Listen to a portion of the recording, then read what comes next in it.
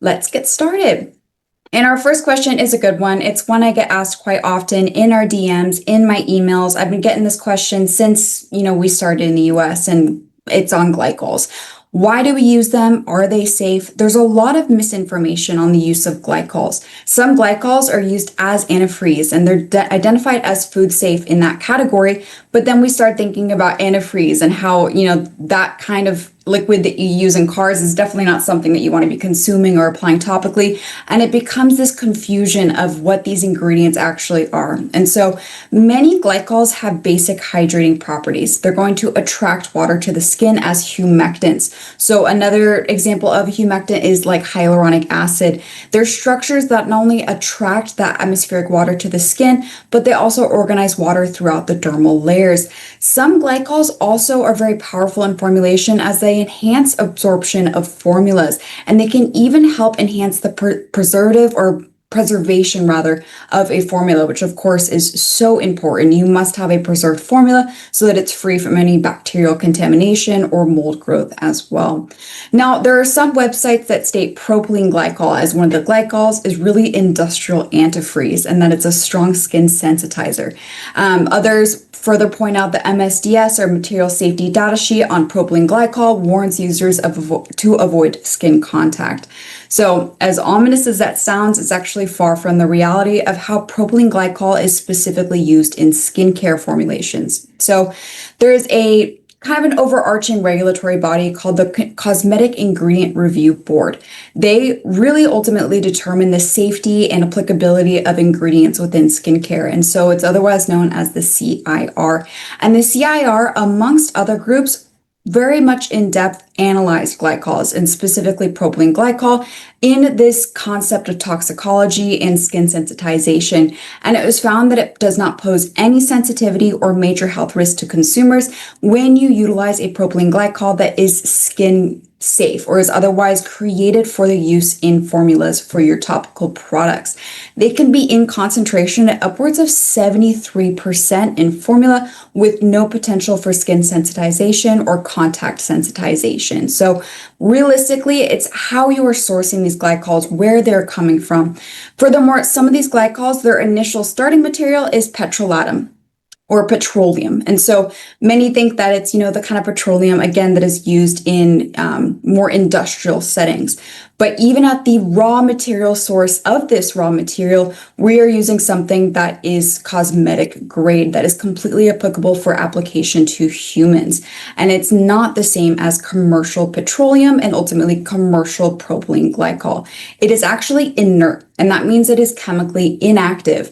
And so there's no reason to avoid it in your skincare because it has such profound benefits in hydration, absorption potential, and preservative boosting as well. All right. So our next question comes from Miss Andrea Dawn. She asks which of our products have collagen. And this is a fantastic question because some of the products have collagen that you might not know, and that's mainly the dermatology cream. So of course, the Collagen 100 Melting Sheet Mask is going to have that marine-derived collagen. The Beauty Collagen EX Ampule also has marine-derived collagen. The 100 Melting Mask is specifically New Zealand hoki fish collagen. The Beauty Collagen is from Nile tilapia, and the dermatology cream has specifically a complex derived from bovine collagen. As such, these three products are not vegan nor vegetarian. And so in the consideration of otherwise vegetarian products, you can always email Ritual at RIMAN, and I can list out what products are either vegan or vegetarian outside of the Baudelaire products, which are of course V labeled. So they are certified vegan. That was a quick one. All right. Next question also comes from Miss Andrea, and it's a great question. Another one I get asked so often. And what do you recommend for teenage acne? And so I wanted to include this question because it's kind of a double whammy in that my answer is somewhat indirect because of the considerations of RIMAN. So as many of you may already know, we are a cosmetic grade or cosmeceutical grade brand. In the eyes of the FDA, you either have a cosmetic, which is meant to beautify the skin without altering structure or function, and then you have a drug, which makes specific claims towards altering the structure or function of the skin. So a drug, of course, is going to be mostly pertaining to the ingredients within them. So if you're using minoxidil in a formula that increases hair growth, growth, that is an OTC drug product. Even SPF, those filters are all creating an OTC product for your sunscreen versus your moisturizers, your shampoos, those basic cosmetics are otherwise unregulated in that category. But more recently, in more recent years rather, a hybrid term has come, which is the cosmeceutical grade area. This is in which you have products that, yes, are cosmetic grade on the surface. You have your dermatology cream or your snow enzyme cleanser, but they go above and beyond in their performance, above and beyond those traditional performances of cosmetic products. They have purposely selected ingredients to produce profound results to the skin. All of that to say, because we are ultimately cosmetic grade or cosmeceutical grade, we cannot directly recommend products for the treatment or abatement of a specific dermatose. And for example, acne is in consideration, but also eczema or psoriasis, rosacea as well. And I believe I mentioned this during session 3 on skin physiology, is yes, there are so many different skin concerns, but there are only some at which we can directly recommend products for. Now, furthermore, in the fact that this is a double whammy is because of the identification of teenage acne. So all RIMAN products were created for and tested on 18 plus skin. That is by no means to say that these products won't work for those under the age of 18, but it is up to the individual's discretion or the discretion of a parent. I will say that, the skin really matures and becomes that of adult skin around 12 to 13 years of age. But anything younger than that, you don't want to influence the skin as it is becoming structurally mature. Beyond that, as we have that sweet sensitive spot of 12 to 16, 17, you of course have a variety of hormonal influences, which are difficult to separate from your topical product application. So in all of these considerations, I still can make a recommendation on the basis, or rather general basis, of sensitive and easily inflamed skin, which is often what acne-prone skin categorizes into. And in that instance, I almost always recommend what is otherwise our elimination routine. So this involves essentially the essential RIMAN ritual, but really focusing on the booster, the serum, and the dermatology cream. I even, start with just those products and then introduce our cleansers, because we want to make sure that at least the core dermatology products work with this individual skin.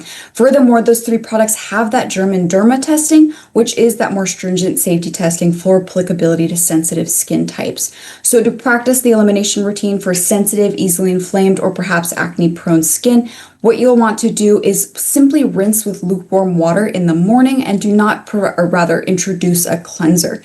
If you do have more oily skin and you have to get a cleanser in, that's absolutely fine. But beyond that, you then do your boo and you finish with a light layer of the dermatology cream. At night, you can double cleanse with our cleansing oil and then a water-based cleanser outside of RIMAN. And there are a variety of different options there. You can use CeraVe, Cetaphil, La Roche-Posay. I essentially look for a water-based cleanser that doesn't have many ingredients in it so that it doesn't confound the ultimate results of your RIMAN routine.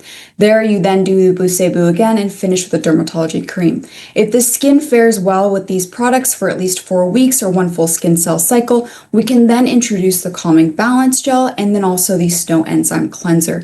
And that's just a very delicate way to really adjust the skin to these new products and to see that they are still working well without aggravating any specific dermatoses. All right. So our next question then is actually on the side of our lightening supplements, and is what is the benefit of using Deep Talk over other psyllium husk supplements? And so as I may have mentioned during our lightening discussion, there are other psyllium husk supplements on the market with things like Consul or Metamucil. It's a powder, you add it to water, it becomes gelatinous, and you drink that gelatinous mix. Ultimately, the difference, of course, is in the structure of the psyllium husk. It's in that compact pellet form. The natural gelatinization process that occurs with this dietary soluble fiber doesn't occur until these pellets have reached your intestines, versus with many other different brands and products, you're going to have that solubilization immediately when you introduce the husk powder into water. Beyond that, we have so much more in formulation other than the psyllium husk, although we do really prioritize that in discussion. We have aloe vera, there's also ginger, zinc, of course, glucomannan, which is another water-soluble dietary fiber, schisandra root for liver support, and Beyond that, multiple other natural plant extracts really to support your gut health in its entirety. So not only is Deep Talk's delivery a little bit different in regards to other offerings on the market, but we have additional ingredients and formulation that really help promote general well-being via your gut microbiome. All right. And as I thought, we were going pretty quickly through these, so I think we would definitely have time for some live Q&A towards the end of the session. But question 5 here comes from an individual named Steph, and they ask, what is the difference between the two-phase oil mist and multi-stick balm? Now, Steph obviously knows that the major difference is one's a balm and one is a mist, but realistically, they're looking at the ingredients, the composition of these formulas, and how do they differ in that degree. So with the multi-stick balm, we have a completely anhydrous formulation, and that's an oil-based formulation. We prioritize giant byung pool in oil form. We also have sea berry water, which is rich in vitamin C and E, and camellia seed oil straight from Jeju Island. The two-phase oil mist also has the sea berry, also has the giant byung pool, and also has the camellia.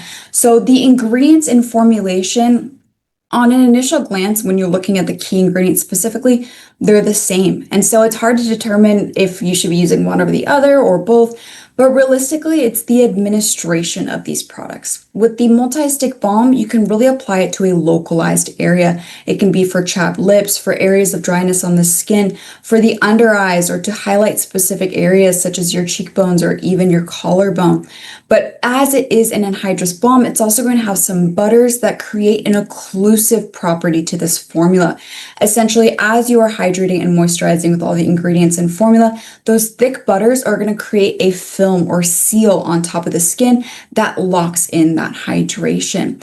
With the two-phase oil mist, of course, in that biphasic nature that you can easily see, you shake it and you mist it, but it's much finer in its delivery of specific ingredients.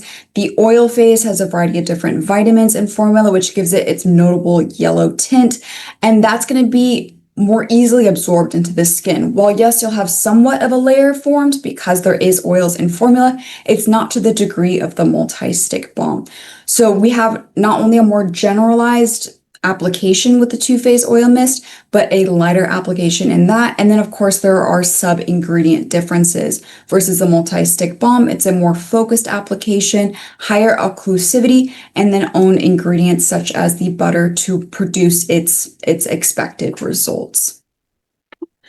All right.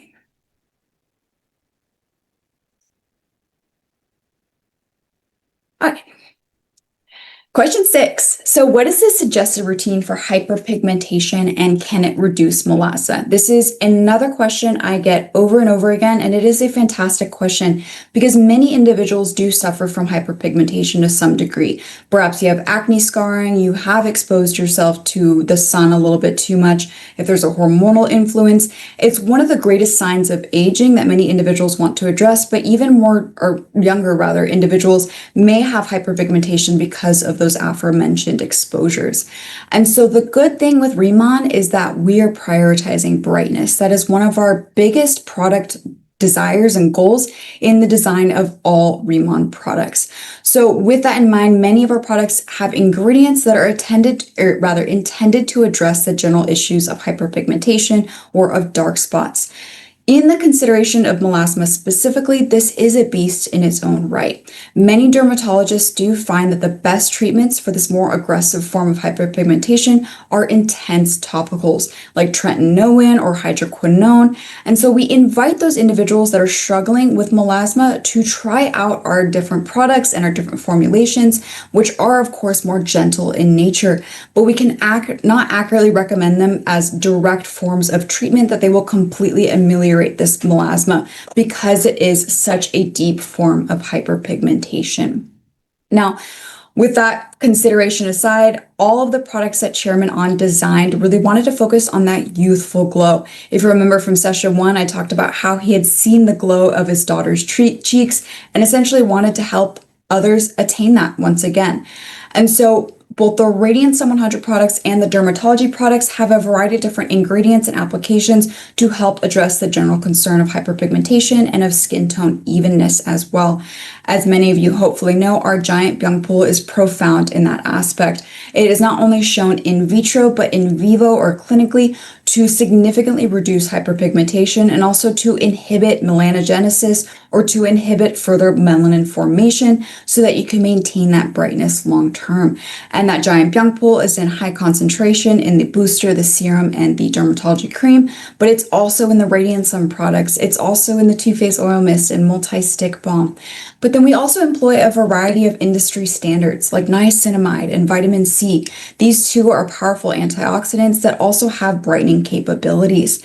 With the specific focus on the Radiant Sun 100 line, radiance in its name, we have the Vita complex, which is that 5-vitamin complex, but we also have RK Snowflake and Collagen Near, both of which are looking towards brightening and supporting the structural integrity of the skin.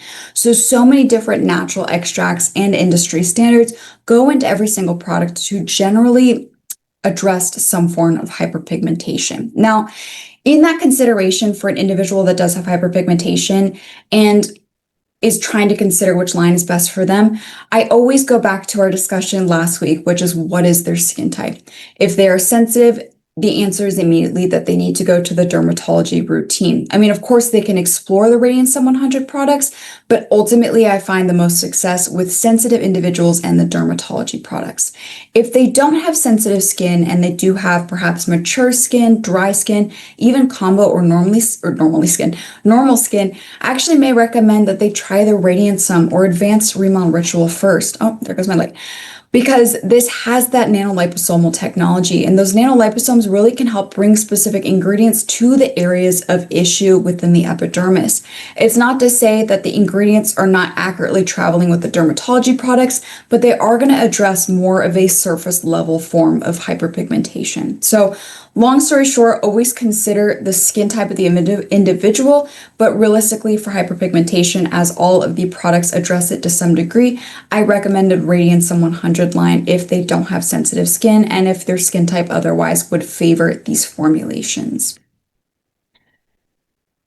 All right, so question 7 is, can the snow enzyme and cleansing powder wash be used together? And this was asked by Julie. And this is a fantastic question because she loves how the cleansing powder wash exfoliates her skin, but she does find that it is drying to her skin. Now, this is something I have said for many other products, be it our moisturizers and topicals, but I typically do not recommend the mixing of products. It is ultimately hard to determine how those products in conjunction will affect your skin and if you may potentially introduce product instability in this mixing. I know some may have promoted the idea of mixing a variety of different topicals into a bottle and applying all of that to your skin. Would not recommend that, but that's not what we're talking about today. Use of the snow enzyme and cleansing powder wash together, I think, would be a bit redundant in the sense that, yes, they both have their surfactants, they both have the enzymes, but in using them together, it's not necessarily going to increase the cleansing efficacy while also maintaining some of the exfoliation of the cleansing powder wash. If you are finding that the cleansing powder wash is, robustly exfoliating, but a bit too harsh for your skin, it may be better to use the snow enzyme instead of a cleansing powder wash in entirety, because the snow enzyme has that papain and bromelain to still exfoliate the skin. Otherwise, you can also reduce the amount of times a week you're introducing the cleansing powder wash, and you can also dilute how much cleansing powder wash you are using. We typically say a nickel-sized amount into the palm of the hand, couple drops of water, work it into a lather, and massage it to the skin, but you can do much less than that and really kind of spread that thin amount of product onto the surface of the skin. But realistically, in all this consideration, the addition of the snow enzyme to the cleansing powder wash will not necessarily reduce its exfoliation potential, or rather cushion its exfoliation potential. It's more about using much less cleansing powder wash, either in frequency or in product amount in your hand. All right, so we have just a few more questions, just 3 more questions. And our question number 8 is another fantastic one I get asked quite often, and it is purging possible with the skincare products? Now, when we initially started RIMAN in North America, we were kind of talking about purging and, how an individual initially experiences the products. And we landed on a more accurate term, which is skin training. Skin training is the process by which you introduce products to the skin and allow it time to acclimate and eventually show the benefits of those products really in how they're performing in your skin. And during that skin training period, you might have an adjustment period in which you do see, perhaps a few more breakouts, or you perhaps have, some unsavory skin appearance, but then ultimately that goes away because the products begin to become harmonious with the skin.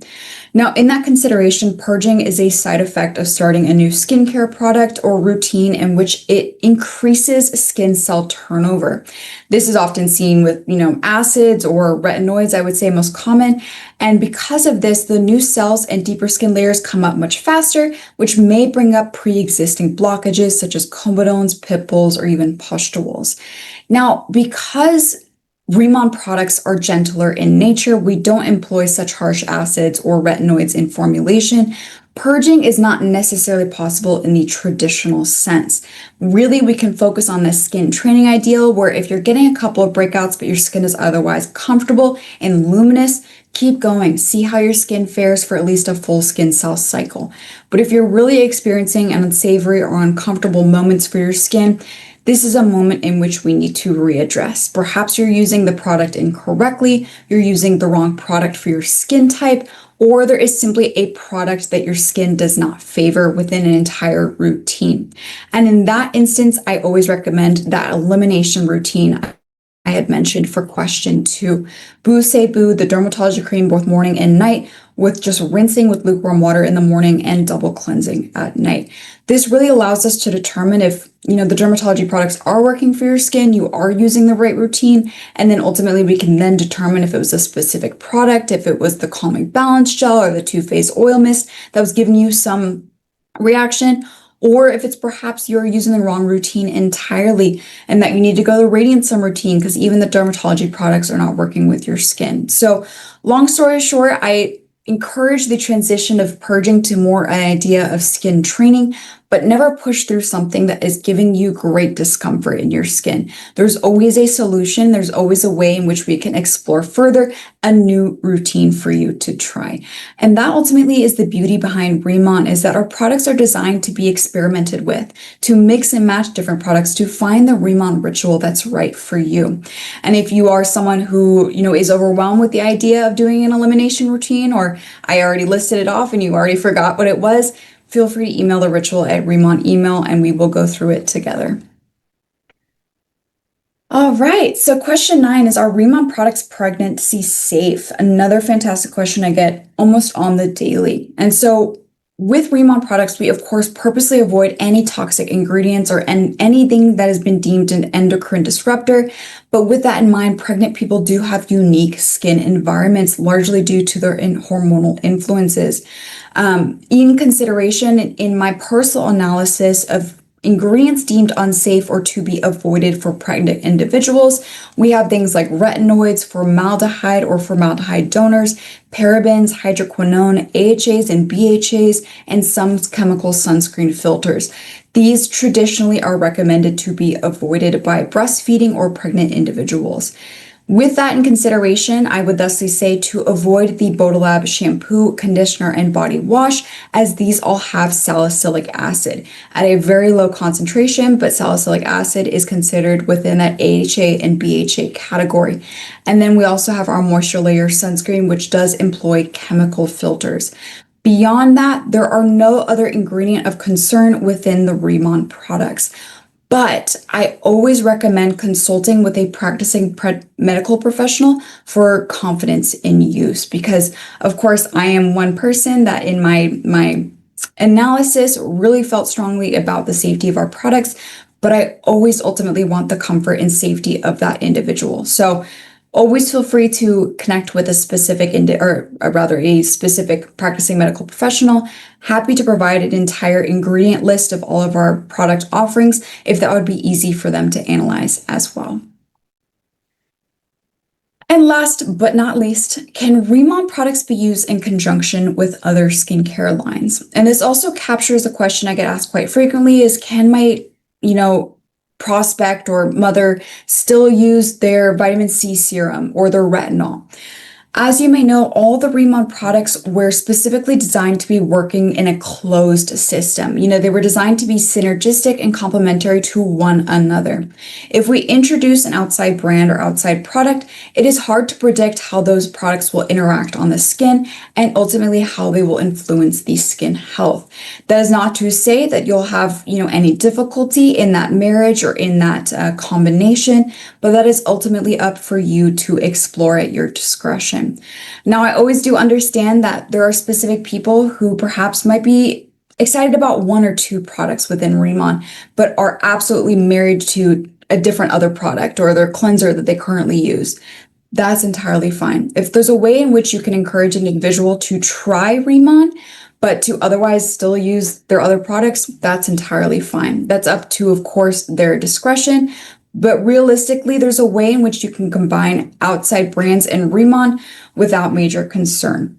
It's just ultimately how they understand that these products cannot be predicted in how they will react. So that was a roundabout way of saying that, long story short, we do recommend that you use the RIMAN products as a closed system by themselves. But if you are married to a product or only using one RIMAN product, you can explore it at your own discretion with the understanding that you cannot ultimately determine how the skin will benefit from this combination.